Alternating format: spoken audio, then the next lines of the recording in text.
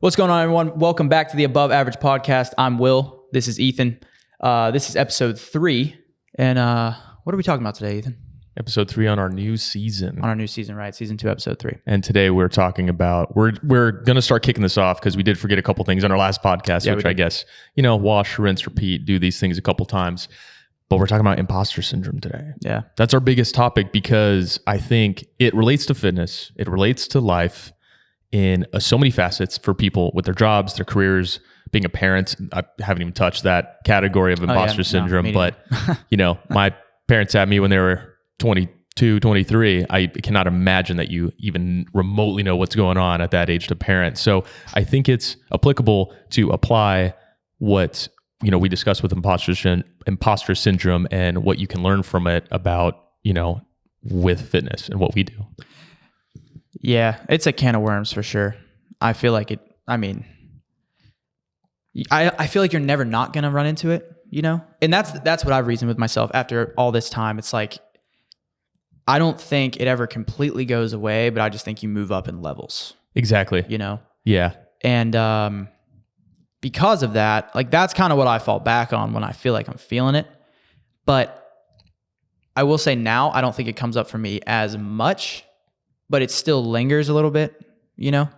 And so I'll say the first time I really ran into it, and I think I knew that was what it was in college playing soccer.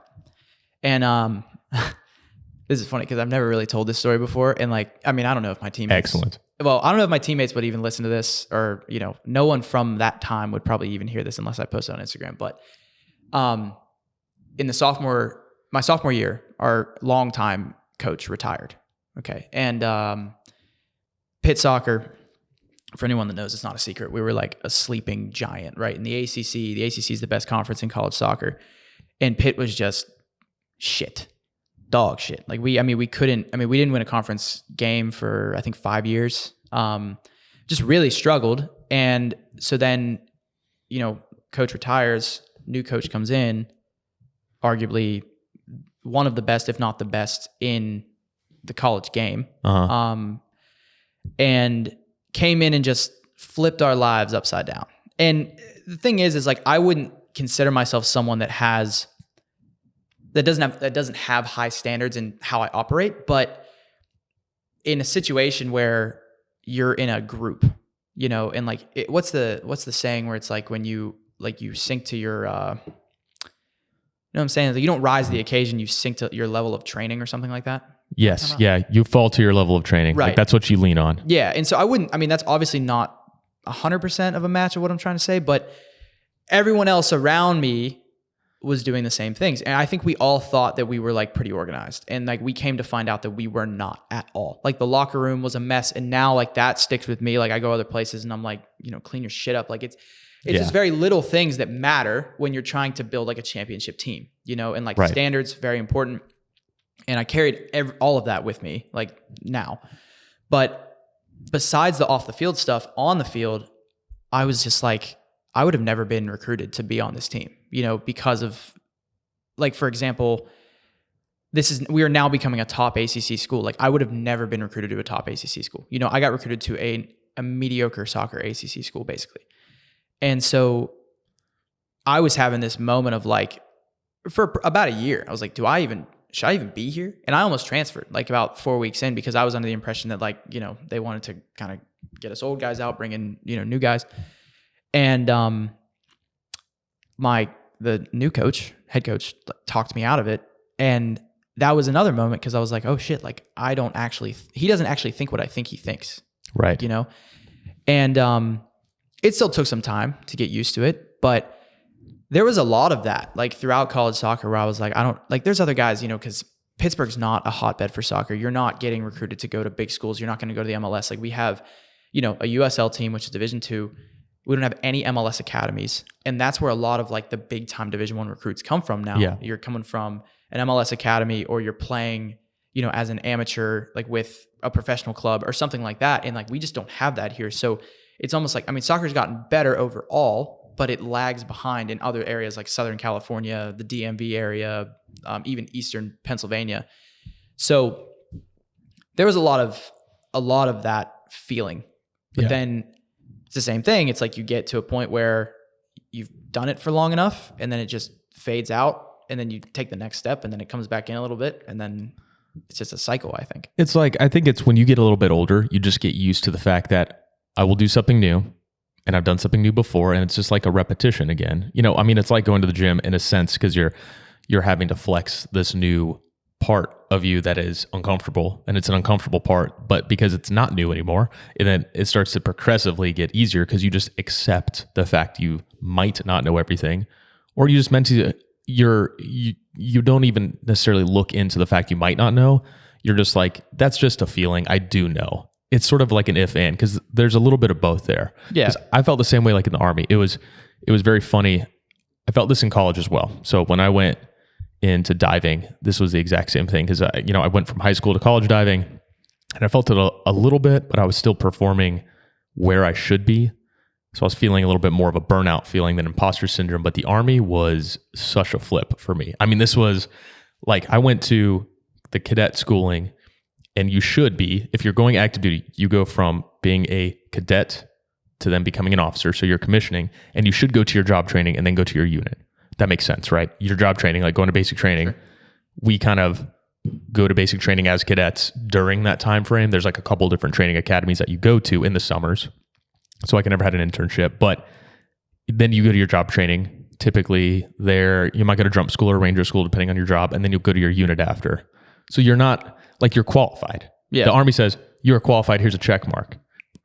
You show up and you are in charge of a platoon when you're 22, 23 years old maybe, of most often people that have already deployed, or at least they've all been in the Army at least 4 to 10 years, at least. And you're in charge of them. Natural imposter syndrome. There's no way. There's no way that you step into that comfortable. There's no way. Like you fake it till you make it there. Yeah. Because you just have to. So I felt that, but what happened in the National Guard is when you go into the National Guard, you get assigned a unit before you go to your job training sometimes, which happens. So you just commissioned as an officer. You have the authority, in quotes, as an officer, but you haven't gone to your job training. So I did that for 4 months. No, I'm sorry. I did that for 6 months until I went to my job training where I would drill every month, brand new. And all I know is as much as a cadet knows, but I'm an officer and I'm their boss and I know nothing about the job that I'm in. That there's no level of comfort. I don't care who you are. Yeah. When I stepped on there the first day, I was beyond nervous. I was going to like shit my pants nervous, showing up to work being like, all right, I'm in charge of these guys. I've never even met them. I don't know their names. And turns out all of them had a combat patch, which means all of them had deployed except for like the newest privates. All of them had deployed at least once, most of them together, and most of them had stayed in the same unit. So you're walking into like big shoes that you don't even know were filled before you. You have no idea. Yeah. You know? Well, so it's like, what do you do? Because I feel like in another context, when you're thrown into like a leadership position like that, like say we're just talking about like a job. Yep. Okay. I feel like there is a part of you that's able to like maintain some, like the leadership position, like you're still making the calls. Yeah. You can almost lean on the experienced people at the same time. Yep. Like you're not deferring leadership to them, but you're almost like involving them in the process.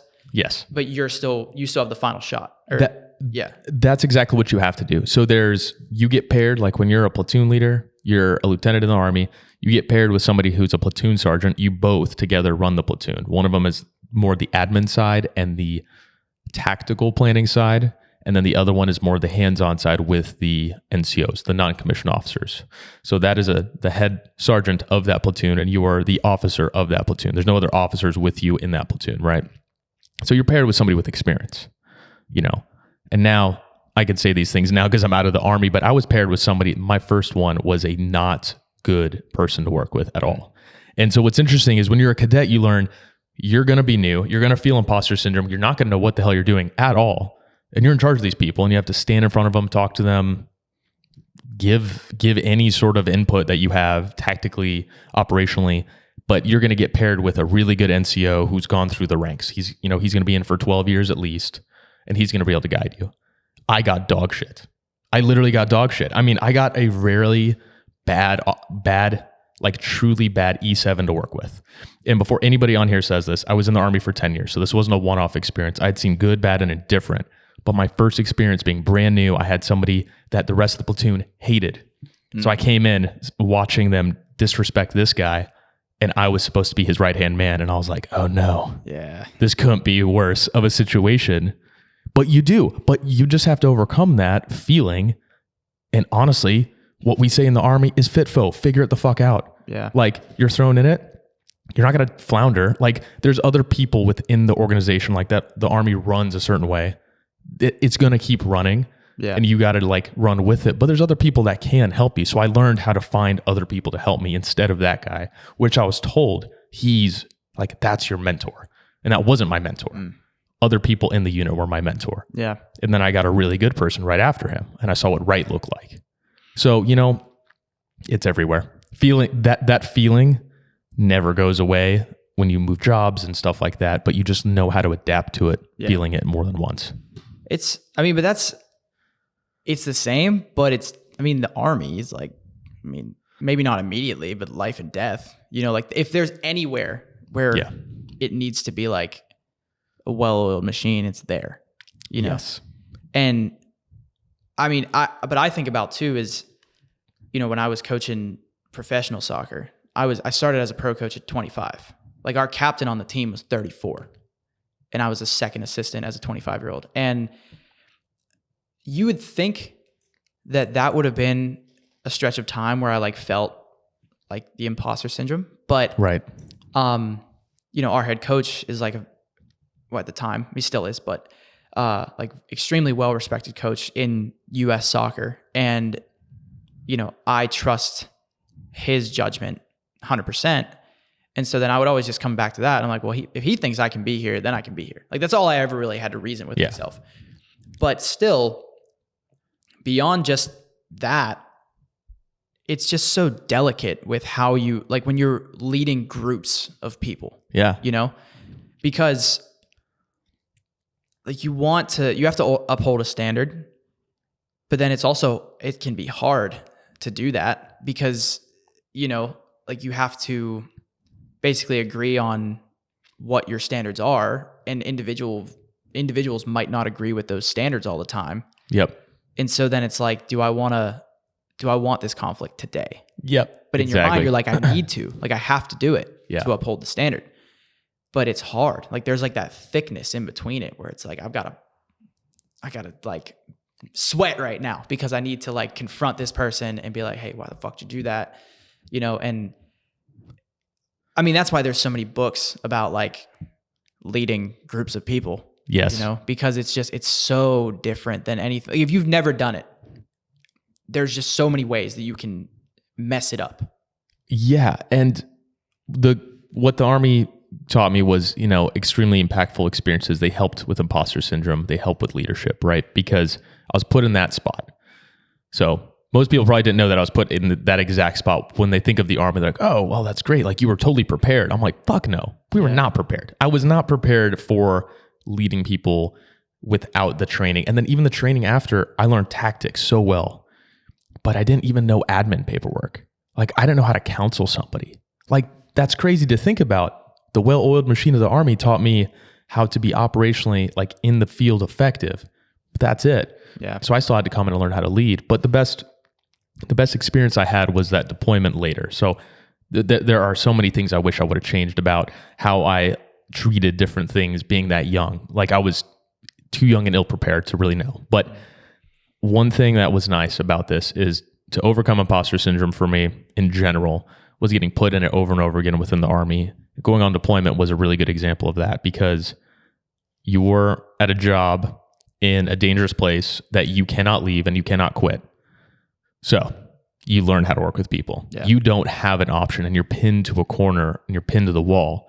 And it was right at this pivotal time. I was like 24 when we were on deployment where you're learning. Like, I think that's where your brain is like on the tail end of that developmental thing of like how you treat people, how you start building habits internally that you might not even realize. That starts like wrapping up around 25. You start to like, that's when they start solidifying a little bit, you know, for the first time. And that was where I was given like really hard environment to work with, you know? So I came back from that, and I think it made me grow and develop a lot, because leading by force, no matter who you are, is like, you will come out of it the other side, and it takes a repetition to lead. That's what people forget too. You literally have to do reps of it. There's books, there's people that are good at it naturally, but everybody has repetitions of it, because that will just ultimately be so much better, because there's things that you'll find through the cracks and through people and how you conversate that you would never think about or realize from any book, from anybody else's experience except your own. Yeah, absolutely. I mean, it's all little moments, you know, and like, you could be in theory a good leader, but no situation is the same, you know? And so, you know, looking back on it, I personally, when it comes to leadership, like, I've always been someone that I prefer to lead by example, because I think talking is bullshit, you know? Right. And there's been so many times where, you know, you've got that like players only or locker room speech or pregame speech or whatever. And it's like, we're going to do this. And then none of that shit happens. Or none of it happens. You know, I'm going to do, and this also, you know, bleeds into like professional and business stuff as well. But I just can't stand when people say things and don't do them. Like, exactly. And there is a difference between like getting someone riled up and like, we're going to go shit on them, like whatever, because that's ultimately not really in your control. You know, like, that's just like, that's not really saying like, that's not a declarative sentence. It's just, I don't know what the word would be for that. Like, you're just trying to get everyone hyped up, you know, like, I get that. But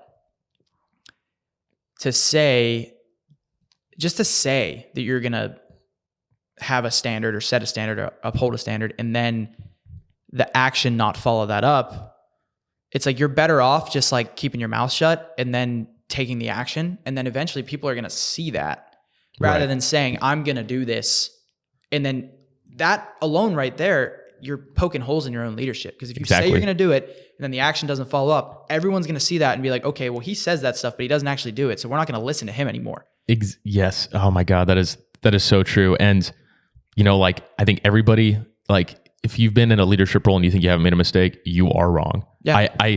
I knew fundamentally when I made mistakes on that deployment, and I say I wish I could take them back, but they were growing pains of learning, like working with a platoon sergeant and having arguments, working with a commander overseas who was not my commander, you know, having a few of my guys get drunk, and then I have to try to either counsel them or have their back, right? It's like, you figure out these things from those reps, and you're better off putting your foot in front of it instead of putting your mouth in front of it, you know? Right. And like, I wish I did that more younger, because I think it would have prepared me even more, but I was put in the spot to do so. Like, I was put in those positions to do so. Yeah. And I think it's weird. People don't really have, you know, these opportunities in the civilian world to necessarily do it in the same way, because it's less structured. Yeah. It's such a free for all. Like, your boss might not have ever led people, and then they're your boss for the first time. Yeah. Or they might have been there from seniority, but they don't care to be there. Like, they didn't really want to be in that position. So there's really interesting dichotomies between it, you know. But I found some interesting ways in the Army to make it not only fun for me, but made me feel like I could get past imposter syndrome in a couple ways. Yeah. Yeah. There are funny ways to be in a leadership role in the Army.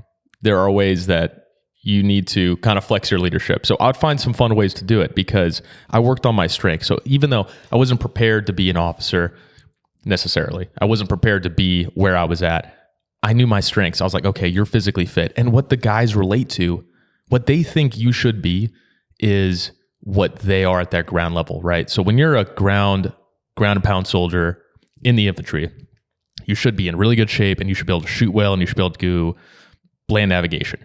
They don't necessarily look at you as like, oh, well, I don't really know what he does behind the scenes, but they think you should be doing those things. And there's always this funny like perception that the officer's more motivated and they like know how to run a lot, but they're not like really like fighters, you know, and they're not really like tough dudes. So I'd find ways to fuck with them. Like, I really would.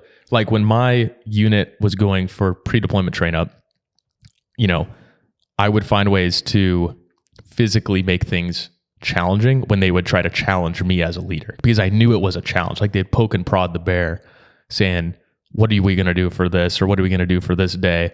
You know? And so when I was younger, I had gotten a few guys that kind of gave me like a little bit of shit about something like, oh, it doesn't really look like, sir, it doesn't really look like you can really like hold your own with this. And I was like, okay, that's fine. Yeah. But it's just sort of like the shit talking banter that, you hear in a locker room, but everybody looks at the boss to like see what he does. Right.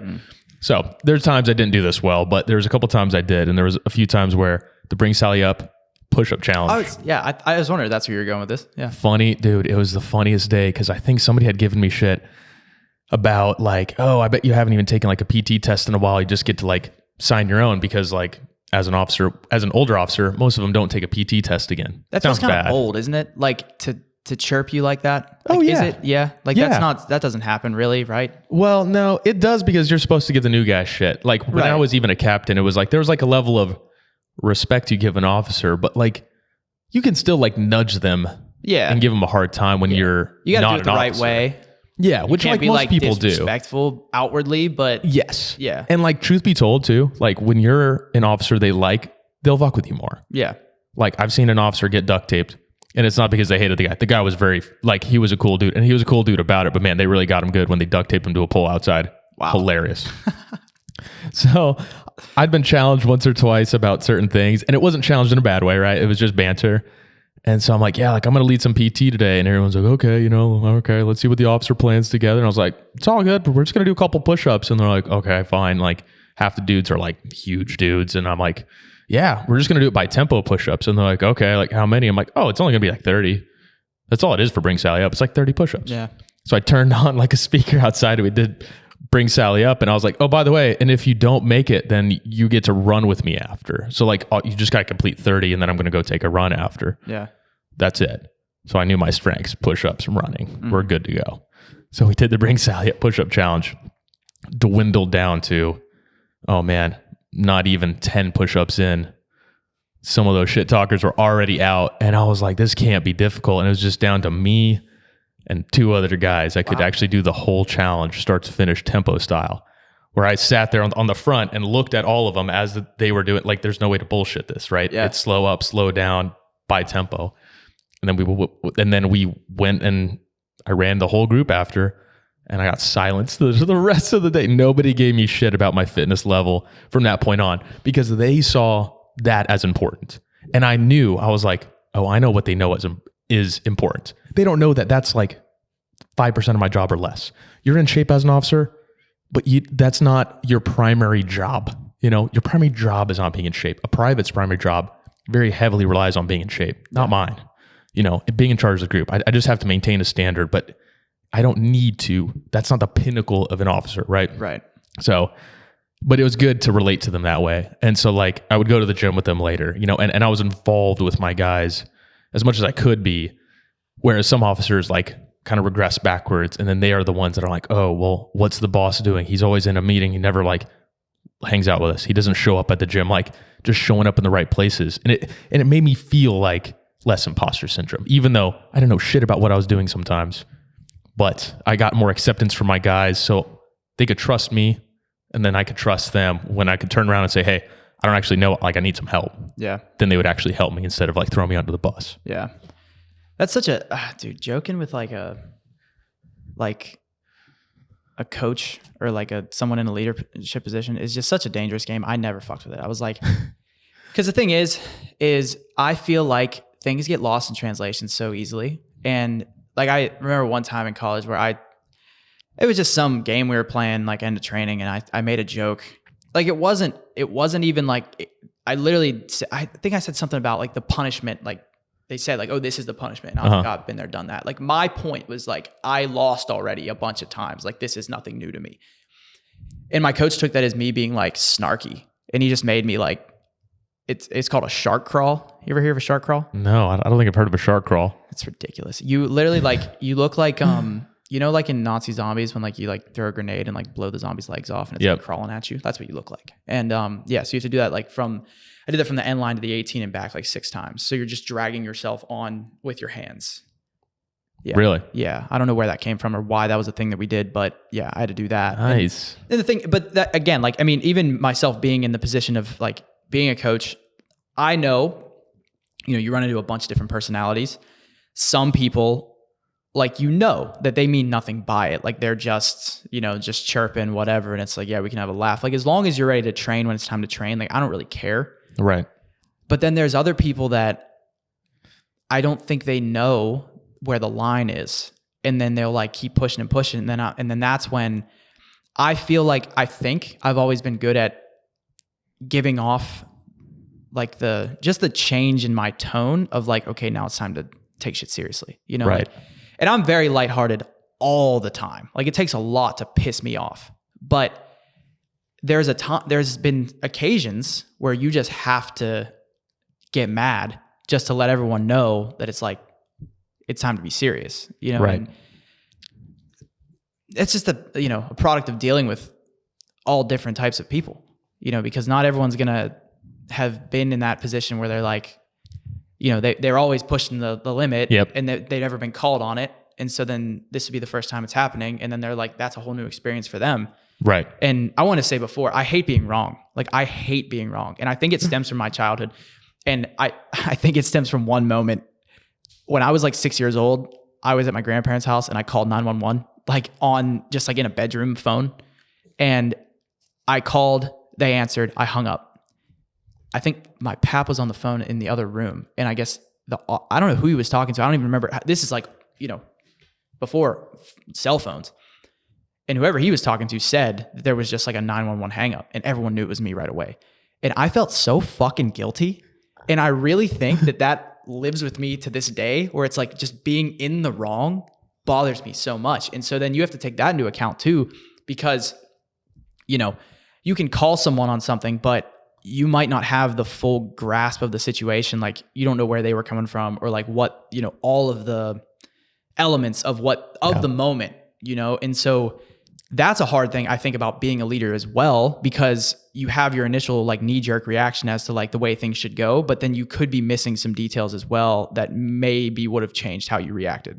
Yeah, absolutely. And that's where it takes that time to spend the time with those people. Like there's like a level, especially as an officer, there's a level of like, I can go out and have a couple beers with them, but I cut out early.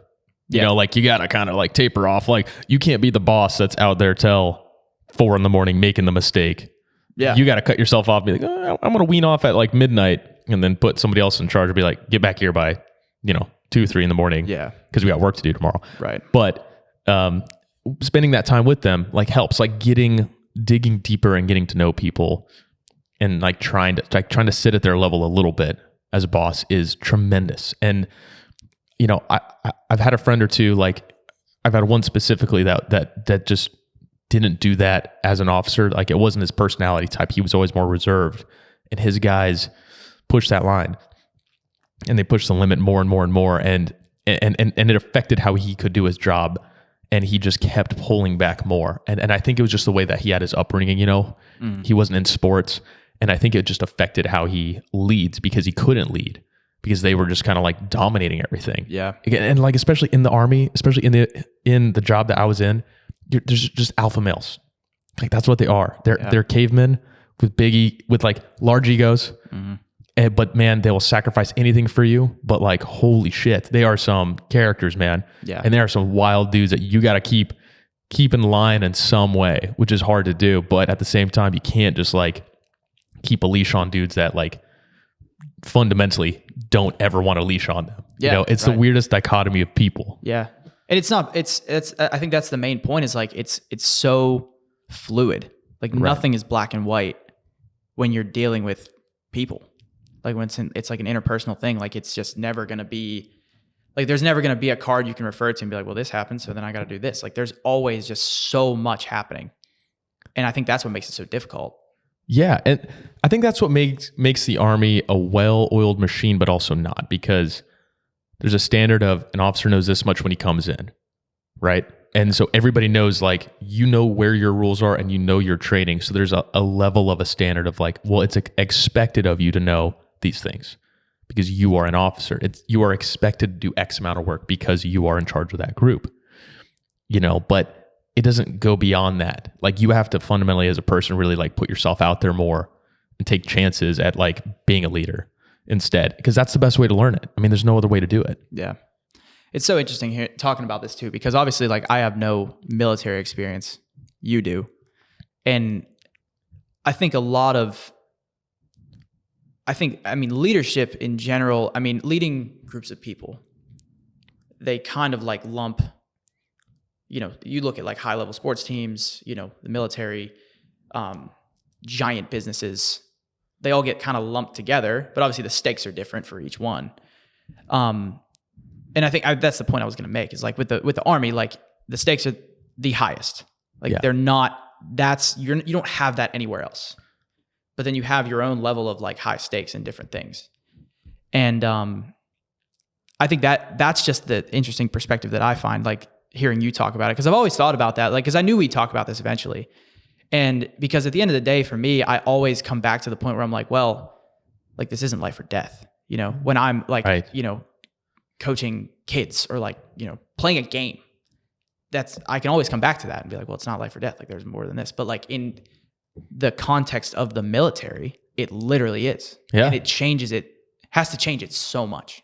Yes, it does. It creates a really high stress environment, and you find ways to cope with that with each other. There's ways like you make absurd jokes. You do absurd things with each other in the field that are just preposterous. I mean, I can't even go into some details here. They are just preposterous stories, where, joking about injuries is hilarious. Joking about an accidental death to guys in the Army is hilarious. Wow. It's a way of coping. It's just hilarious. Huh. But that's not a normalcy outside of there. Nope. That environment sounds crazy. Or joking about the fact that everybody drinks in the Army and everybody kind of does drink in the Army. Like that's not a normalcy, but it's a way of coping. And it's a way of getting past where you might be so like, if you really thought about it, like going to the Middle East is scary. Being in an environment where you're like one of the only gringos and you're in a Jeep driving around in the desert and you're like, wow, like if you overthought about where you're driving around and what could happen, you would be chronically anxious. Like there would be no way that you could operate. So you just got to learn to like sit in those moments and be like, well, hey, it always could be worse, like we're here in the desert doing some dumb Army work, but man, it could be worse, but I can't wait to get home. Like there's ways that coping happens, you know, and like those bonds, it's almost like trauma bonding where like you have very tight relationships because it's so extreme, and you have really tightness with that group of people. So I think what makes that hard is like that's a hard thing to replicate outside of those environments, I think sports teams do it very well, obviously at every level. They're like a building block to doing that. The Army is not even a building block. It's an extreme version of that. So then how do you set yourself up for goals to have this in the civilian world? Like, what do you do to give yourself enough friction that's comfortable and achievable, but also challenging so that you have a reason to have motivation and a reason to maybe lead somebody and like really drive into some of that purpose. And I think some of goal setting, like that happens for us. Yeah. I think setting a physical goal and challenges is really one of those fundamental pillars that everyone should do to get themselves out of comfort zone and feel friction and maybe develop a team or teamwork with people that you have to opt into because it's not a part of your job, but you find a way to do it. Yeah. So going into goals. I knew you were going to go here. I was thinking the same thing, but no, before we do that though, I think there is something to be said about, because getting into the tail end of that conversation, it becomes about culture, which is a whole other podcast in itself. But I find that shit really interesting. And because you can look at culture on the most micro sense or the most macro sense. Like, you could talk about whole towns, you could talk about organizations. And having been on two opposite sides of that, where it's like in high school, like we didn't really have a strong sense of culture, where it's like, other schools, like football games, you're going all out. Like you're doing this after, we had maybe a little bit, but I know now it doesn't exist anymore. Like all that stuff is gone. And I just find it so interesting that like it comes and goes in different ways. It just depends on what it is. But anyway, yes, getting into goals. We'll talk about that later, but yeah. So goals for 2024. Setting goals for 2024. Goals. What goals do we have? What goals have we set? How do we set them? Yeah. How do you set goals? Okay. So the how goes to what we were talking about a little bit. So the way that I've been thinking of goals for this next year for myself, I'm setting personal goals, professional goals, the whole works, right? I think I've learned about myself that I need competitions. So I set a lot of goals based on replicating those competitions. The competition structure is where I start basing things off of, and having events to go to is where I think the biggest building blocks for my goals are set. So personally, I'm setting some fitness goals that are related to doing the tactical games again in May when they come to Pittsburgh. And so I'm setting a standard of like, okay, well, that's in May. What can I start working on now? Because I don't need a 6-month training program necessarily. Isn't going to be identical to the first few months versus the last few months.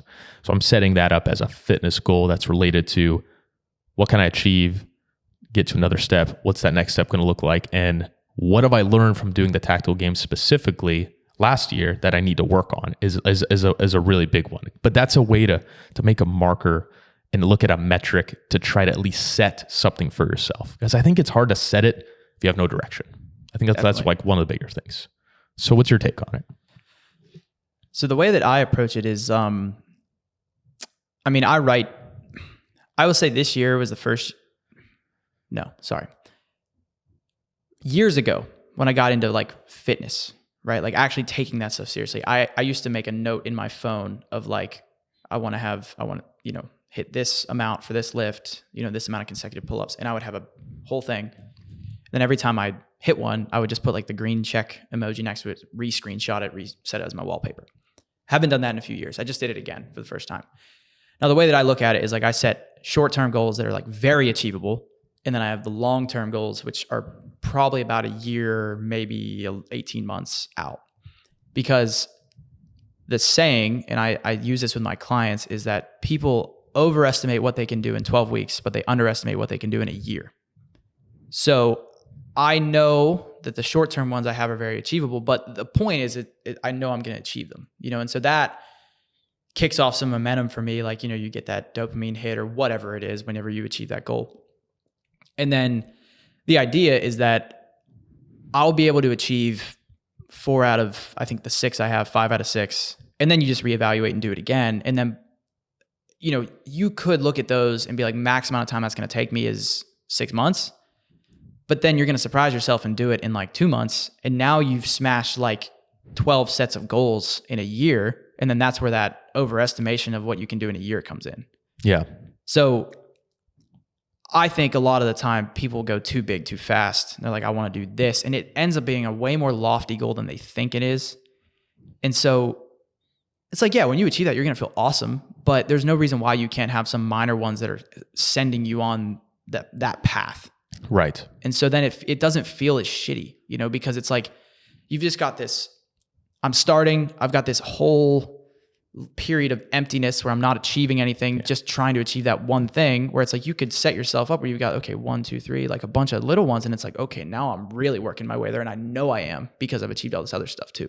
Yeah, no, like that's a perfect example, because for me to do the tactical games I think it's in May, that's perfect because there's little sections that I'm setting up myself to win that, to win, not to win the event, by the way, because that's very hard to do, but to win compared to what I did last year, which was, I was like, I went out there for fun and I knew what to expect because they give you like some expectations on there. But now I'm like, okay, what are some long-term ones within it? Because I know I'm going to show up at that date. So what are the differences in the goals now going to be, and what's achievable first and foremost, and then how am I going to get there, slowly progressing to those harder ones? Yeah, that's good, because you can really only compete against yourself in an event like that. When you're in an individual event, like, yes, you want to win, but you don't have any control over anybody else. And if you start worrying about everybody else, now you're not worried about yourself, and like your performance is going to take a dip. Yeah. And so if you can just really focus on like, okay, I want to beat myself the last time I did this, then it's a win. Exactly. But it's good. And like, I encourage people to try an event of some sort, like find something you actually like doing and make it an event. Like find some sort of event in it, whether that's running or rock climbing or a shooting competition or CrossFit or whatever it is.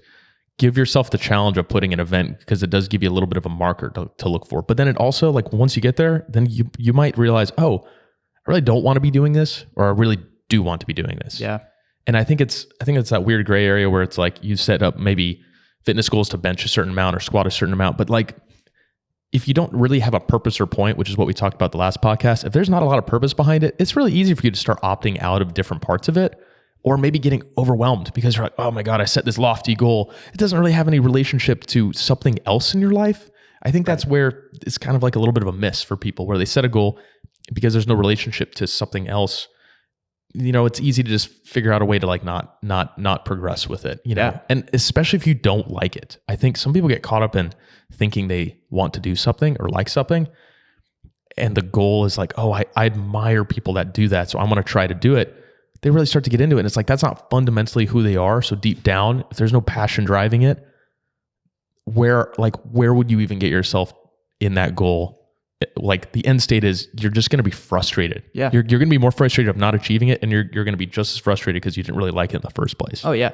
I think that's, huge with fitness. And in my opinion, if you want to change the way you look, then there's a way you need to go about that, right? But if you just want to be fit, like just increase your fitness, you have to find the right way to do it for you, And like, there's people that I talk to that are like runners that like, they just love running.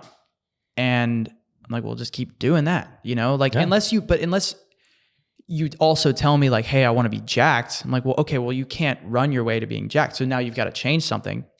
But for people that don't have like serious, like, weight loss goals, or I want to have a chest like Arnold or something like that. Like, you're not worried about the physique aspect. Finding the right modality of fitness is vital, because if it's something you enjoy, you're going to keep doing it. And then, a byproduct of that is you're going to get more fit. Exactly. I've enjoyed climbing more than I ever thought I would. I've been doing it now almost 2 years, and I've been pretty consistent. I would say I go 3 days a week, but I have now, for the first time, literally this year, setting a climbing goal, because I'm getting pretty good at it, which is great, but I'm getting better at it in a sense where I'm like, now let's make some competitive action towards a new thing within it, instead of just getting better at the sport. Yeah. Because then now I actually have a little bit of a training idea of what I want to do. To climb a 12A outside, like a graded 12A is like a really big deal. And like, so that's a goal for me. And it's not a goal I'm putting a time limit to. It's like, that's my goal with climbing. Like, if I ever got to that level, I think I'd be very satisfied that I was able to figure out how to get to that level. And then in general, I do know that if you get to that climbing ability, there's certain things in and out of a gym that are going to be good. Like, I'll probably be good enough to do a competition in general and kind of just not feel like I was in last place. Yeah. Right. So, but that only came from the fact that I liked going, and my love of going and that consistency of going just sprouted into figuring out, oh yeah, I like it so much to the point where I'm learning more and I'm passionate and I'm finding some end result from this now for the first time. Yeah. So you mentioned doing a competition and then also CrossFit. I'm doing the CrossFit Open this year for the first time ever. Oh, he is. Yeah. No more curling in the squat rack. Now you really got to put in some work. Oh yeah. And handstands, Yeah. Well, yeah, we've talked about that, but it's, so, I've been interested in CrossFit for years. Like, in college, I was watching the YouTube stream of like because the Open, the way that it works is they take like, high level athletes, the ones that are going to be competing in the games, and they'll take them to, some location, and then the workout gets announced. Like, they don't know the workout ahead of time. They find out the same time as everybody else, and they just do it. Mm-hmm. And the point of the Open is that everyone that does CrossFit can do it, because you can scale it down however you want. Like, that's the thing about CrossFit. It's like infinitely scalable. And a couple years ago, like, I looked at the workouts and I was like, yeah, I could do that. But now that I've done CrossFit like pretty consistently for the past 6 months or whatever, like, now I understand like how, you get a really good idea of like what's easy and what's not. And that goes into my other goals as well. Like, I can't do a double under consistently, like with a jump rope. And that's never been a thing that I've ever trained, because I'm like, why would I ever need to train that? But in CrossFit, like, you do double unders a lot. Really? And it's not, actually didn't know that. It's not a fitness thing though. It's like, it's purely just like a rhythm and like a coordination thing. And I've been hammering them. I've been whipping the shit out of myself with the rope. But if I want to actually complete the CrossFit Open, like actually be able to do the workouts, I have to be able to do a double under consistently, like 50 straight or something like that. So that starts in March. I've got a little bit of time, but my initial goal of it is just to complete it. Like, I don't know how I'm going to do, because you just don't know what the workouts are going to be, like where you're going to get exposed, like what your strengths are, what weaknesses are going to come up that you just don't know about. So, I mean, I think that's the name of the game. The CrossFit is like it's skills. Like I used to think it was all about strength. Like, oh, I've got to squat 500 pounds if I want to be good at CrossFit.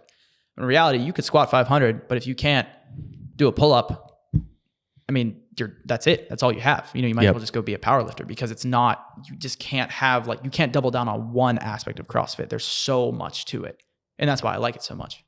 That was how I felt after the tactical games, because it was very cross-functional workouts into shooting. So it was sort of like weighing the difference between those workouts and being able to shoot with a rifle and pistol, which is very like, I wasn't sure where I'd land between the two things. And I figured out my strengths and weaknesses there. And it was really interesting, because it's kind of the same thing. You don't know the events until, I think they shoot them to you in an email 2 days before you show up each time. Mm. And the events you've seen them online, like broad strokes, like you can look up what people have been doing, sandbag carries at a certain amount of weight, climbing ropes at a certain amount of weight, everything you're wearing a plate carrier vest on. So you know, cross-functional training. It's probably even less structured than CrossFit, because there's some events that they do, like they're stakeholder ones that are at the tactical games. Not every single one, but pretty much. And then there's some that they throw in that are new. It's like the one event that I did that was brutal. It's called the Stairway to Heaven. It's a 5-story building, and you take sandbags up and down it, and you take, I think it was a 30-pound, a 50-pound, and a 70-pound, I think. Don't quote me on that. And you take each one up at a time. And once you get to the top, you drop it, you shoot medium range with a rifle at top, and then you run back down and grab another one. You come back up, you shoot again. So speed, strength, endurance, accuracy, bringing your heart rate down to shoot. Yeah. Brutal. So you go up and down 5 times, and then guess what? You bring all the sandbags back down to complete the event. Wow. And there was a time hack on that one. I made it by 10 seconds on that event, but I think statistically about 40% of all the people in my division failed that event because they couldn't hit the time hack. Yeah. So it's sort of like playing a tactical game on like, you know, like a strategy on, okay, you know, you are only allowed to bring up one bag at a time, and then you have to shoot. So you want to hustle those.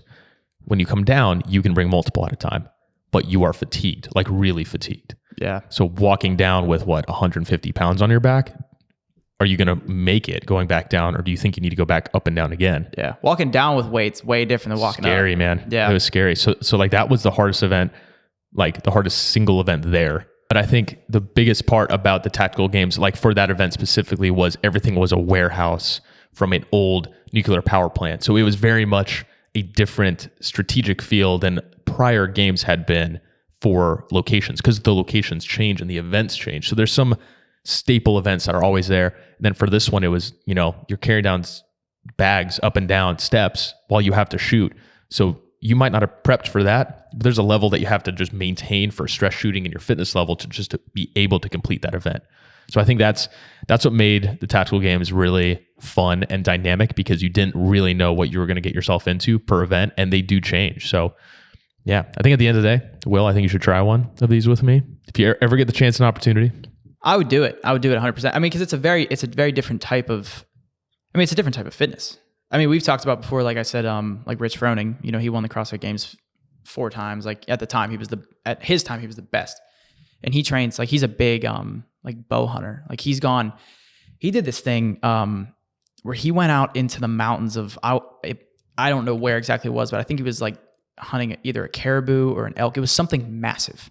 But the whole point was that there was no assistance. Like he went out with like a squad. They found the animal, they killed it, but then they carried it back down, just them. Like they didn't have like ATVs or anything like that. Like he's carrying like the head on his shoulders, which is crazy. But he trains, like he does CrossFit, but then he implements like, you know, shooting his crossbow like in between rounds. And like I think that's exactly how I would imagine that's exactly how you'd have to train for something like that. Yeah. You try to elevate your heart rate and then try to bring it back down. So there's a level of like zone 2 HRV optimization that you need, because you can't just bring your heart rate down magically. So you have to practice that. But then you also have to, on the other end, practice shooting with a higher heart rate. So it's really weirdly dynamic on top of your fitness training and your strength training. Yeah. So it's very dynamic. Like the people that win, I'm still trying to figure out how people get so good at it. You know, like I'm trying to write a program for it once I get better. Now that I've seen the first style of how it was, now I'm going to do it round 2 here in Pittsburgh. So when they come to Pittsburgh, I'll be here doing the CrossFit Games in May. Hell yeah. Tactical games. Not the CrossFit Games. I am not doing the CrossFit Games. I need to go try CrossFit. I'll probably help with this, but I think it could. Hey, in all fairness, you come climb with me and I'll come do CrossFit and we'll just make we'll just make a fun afternoon of it. Yeah, I'm down. Yeah. I'll see if you can climb for longer than 45 minutes, which is about the average for a grip until it just goes. The one time I did it, I think I made it about 30. So yeah. I mean, it's way harder than I thought it was going to be. Harder in a different way because you're probably strong enough to just make the actual climb stuff. Yeah, like I can do stuff, but it's like I didn't anticipate. I mean, like your hands, it makes perfect sense, but I didn't think my hands would wear out like they did. Yeah, it's crazy stuff. Yeah, but hey, fitness is fitness at the end of the day. Fitness is fitness, and as long as you enjoy it, I think that's the biggest thing. Is like all of these takeaways from this, like find things and places that you enjoy for fitness is, I think, the biggest thing that will help with anything. Setting goals. Having imposter syndrome, if you get yourself into enjoying what you're doing, that's more important than anything else. Yeah, you got more longevity in it for sure. Because you're doing it for other reasons besides just feeling like you have to. Absolutely. Yeah. All right. So where should we drop our socials now at this point, I think? Where can we find you on social media? Typically, probably the easiest place to find me and probably the best place to contact me if you ever needed to work on anything or just be able to reach out to me is at Ethan Merritt Official on Instagram. And then also I have a company called Pose Fitness, and we have the Pose Fitness app on Instagram as well. On here, you can also find a YouTube channel, just my name, Ethan Merritt, and that's where you'd find me. All right. And for me, Instagram is the same, at @willmarshall_1, and my website, marshallfitnesstraining.com. And I guess YouTube now is where you'd find the podcast, but they'd already be listening, or they'd already know that if they've made it this far. I guess they would, yeah. Unless you have other content up there, so... I have some, yeah. At @willmarshall_1 is also my YouTube channel. So yeah, there's some shorts and stuff like that on there as well. Anyways, thanks for listening. Anyways, yeah. If you made it this far, thanks for listening. We'll see you on the next one.